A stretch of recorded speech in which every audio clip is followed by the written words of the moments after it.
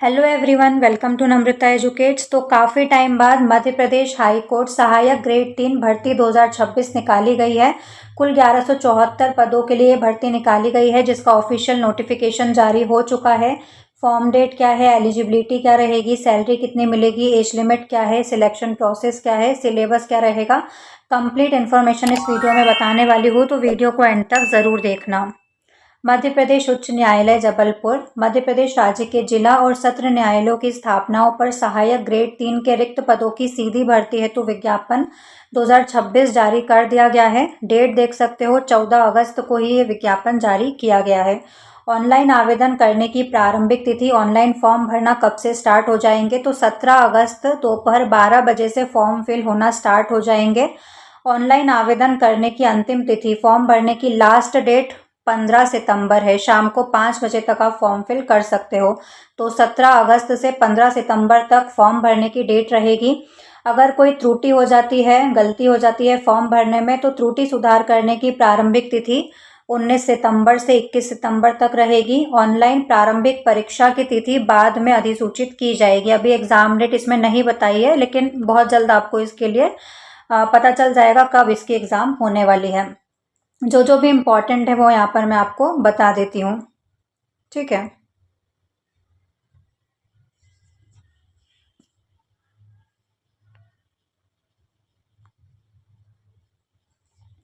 सहायक ग्रेड 3, इसका वेतनमान कितना रहने वाला है, तो 5200 से 20,200, ग्रेड पे 1900 का रहेगा। रिक्तियों की संख्या 1174 है। 7वें वेतनमान के अनुसार सहायक ग्रेड 3 का पे मैट्रिक्स 19,500 से 62,000 तक लागू होगा।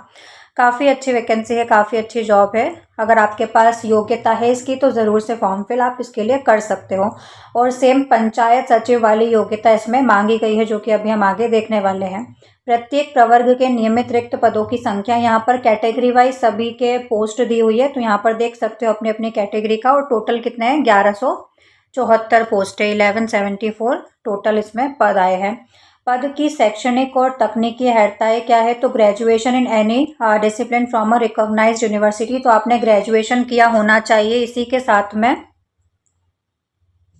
CPCT score and exam pass from MP agency for promotion, तो CPCT मांगा गया है, तो graduation plus CPCT plus 1 year diploma course passed in computer application, 1 साल का कंप्यूटर डिप्लोमा भी मांगा गया है। सेम यही एलिजिबिलिटी, यही योग्यता पंचायत सचिव के लिए भी आपसे मांगी गई है कि ग्रेजुएशन होना चाहिए, CPCT होना चाहिए और 1 साल का कंप्यूटर डिप्लोमा होना चाहिए।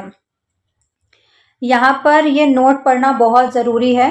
ठीक है। उपरोक्तानुसार दर्शित अर्हताएं ऑनलाइन आवेदन करने की अंतिम तिथि तक उत्तीर्ण होने के साथ साथ परीक्षा अंक पत्र प्रमाण पत्र होना ज़रूरी है। ठीक है। आपके पास इसका जो प्रमाण पत्र है या इसकी जो आपकी मार्कशीट वगैरह है, आवेदन की अंतिम तिथि तक आपके पास उत्तीर्ण होना चाहिए मध्य प्रदेश शासन द्वारा। ठीक है। कंप्यूटर डिप्लोमा कोर्स उत्तीर्ण करना अनिवार्य है किसी संस्था से 1 वर्षीय। UGC द्वारा मान्यता प्राप्त किसी भी विश्वविद्यालय से डिप्लोमा किया हो, UGC द्वारा मान्यता प्राप्त किसी मुक्त विश्वविद्यालय से डिप्लोमा हो। ठीक है। National institute of electronics information technology से डिप्लोमा स्तर की परीक्षा आपने पास की हो।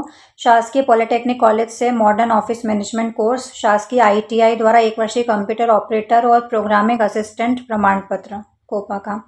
ठीक है। उक्त कंप्यूटर डिप्लोमा के अतिरिक्त ये वाली अर्हताएं भी मान्य होगी। अगर आपके पास कंप्यूटर डिप्लोमा नहीं है तो ये इसको ध्यान से पढ़ना।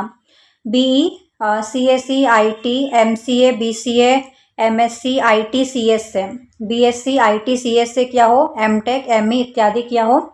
AICTE से अनुमोदित polytechnic diploma in computer science, computer application, information technology इत्यादि।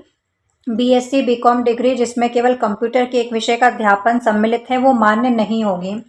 उपरोक्त परिपत्र के अनुक्रम में सामान्य प्रशासन विभाग मध्य प्रदेश शासन द्वारा भोपाल, यदि किसी उम्मीदवार ने अन्य विषयों के साथ IT, कंप्यूटर साइंस की पढ़ाई करके BSc की परीक्षा पास की है, तो मार्कशीट के आधार पर IT, CS विषय की पुष्टि प्रमाणित हो जाती है। तो ऐसी BSc डिग्री को भी BSc, IT, CS डिग्री के समान ही माना जाएगा।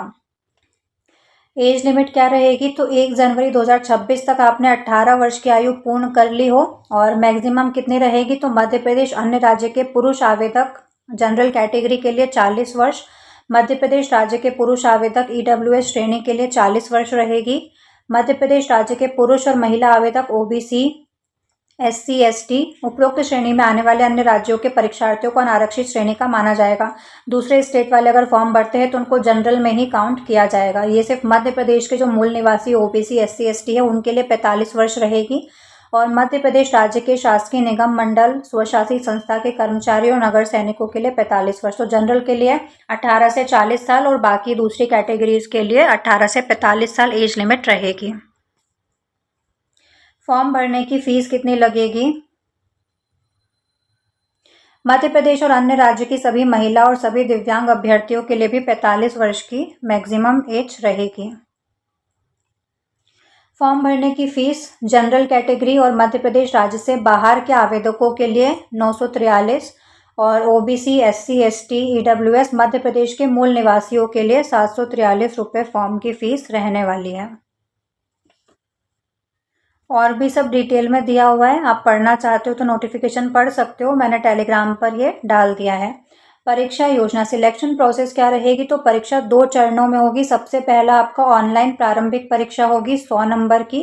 उसके बाद हिंदी टाइपिंग की कौशल परीक्षा, हिंदी टाइपिंग टेस्ट होगा, स्किल टेस्ट होगा 50 नंबर का।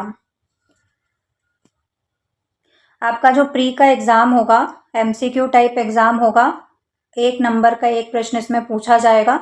100 अंकों की एग्ज़ाम होगी और 120 मिनट आपको इसके लिए मिलेंगे। सिलेबस क्या है इसका? तो काफ़ी अच्छा सिलेबस है। GK plus GS including GK of MP, 20 question 20 number के पूछे जाएंगे। हिंदी इंग्लिश दोनों मीडियम में रहेगा ये। मैथ्स, लॉजिकल रीजनिंग 20 नंबर के 20 क्वेश्चन पूछे जाएंगे। हिंदी इंग्लिश ये भी दोनों मीडियम में रहेगा। जनरल हिंदी 20 अंकों के 20 प्रश्न, ये सिर्फ हिंदी में ही रहेंगे। इंग्लिश में ही रहेगा, 20 अंकों के 20 प्रश्न। और कंप्यूटर भी सिर्फ इंग्लिश में ही रहेगा, ठीक है। कंप्यूटर हिंदी मीडियम में, हिंदी के लिए नहीं होगा ये। नंबर ऑफ क्वेश्चन भी 20 रहेंगे, 20 नंबर के। तो इस तरह से पूरा सिलेबस दिया हुआ है। 100 अंकों की आपकी परीक्षा होगी। उपरोक्त परीक्षा 2 घंटे की होगी। परीक्षा की तिथि, समय, परीक्षा केंद्र की जो सूचना है वो दे दी जाएगी आपको। प्री के बाद आपका हिंदी टाइपिंग की कौशल परीक्षा होगी। हिंदी टाइपिंग की कौशल परीक्षा हेतु सफल हुए अभ्यर्थियों से निर्धारित दिनांक तक आवेदन पत्र और दस्तावेज मंगाए जाएंगे। इन आवेदन पत्रों दस्तावेजों का परीक्षण किया जाएगा और जिन अभ्यर्थियों के दस्तावेज विज्ञापन में उल्लिखित शर्तों के अनुरूप नहीं है उनको अपात्र कर उनकी योग्यता अभ्यर्थिता रद्द कर दी जाएगी। पात्र अपात्र पाए गए अभ्यर्थियों की सूचना उच्च न्यायालय की वेबसाइट पर प्रकाशित की जाएगी, ठीक है। तो फिर हिंदी टाइपिंग के बाद आपका डीवी होगा, डॉक्यूमेंट वेरिफिकेशन। कौशल परीक्षा का पाठ्यक्रम क्या रहेगा? हिंदी टाइपिंग की कौशल परीक्षा 50 अंकों की होगी। कौशल परीक्षा का पाठ्यक्रम इस प्रकार रहेगा कि 350 वर्ड्स अप्रॉक्स आपको टाइप करने होंगे 10 मिनट में और ये 50 अंकों की आपकी परीक्षा होगी, ठीक है। तो इस तरह से 2 चरण रहेंगे आपके। हिंदी टाइपिंग का मूल्यांकन सीपीसीटी द्वारा निर्धारित मापदंडों के अनुसार किया जाएगा। टाइपिंग की गति और शुद्धता के आधार पर अंकों की गणना करते हुए उसमें से प्रत्येक छूटे शब्दों और प्रत्येक त्रुटि पर 0.50 अंक काटे जाएंगे। साथ ही प्रत्येक बैक स्पेस पर 0.10 अंक भी काटा जाएगा, तो इसको भी ध्यान रखना, ठीक है। जो भी इम्पोर्टेंट था वो मैंने यहाँ पर बता ही दिया है। और भी डिटेल में पढ़ना चाहते हो तो नोटिफिकेशन पढ़ सकते हो, टेलीग्राम पर मैंने डाल दिया है। और अगर आपके पास एलिजिबिलिटी है तो फॉर्म ज़रूर से फिल कर देना, क्योंकि सिलेबस इतना ज़्यादा चेंज नहीं है।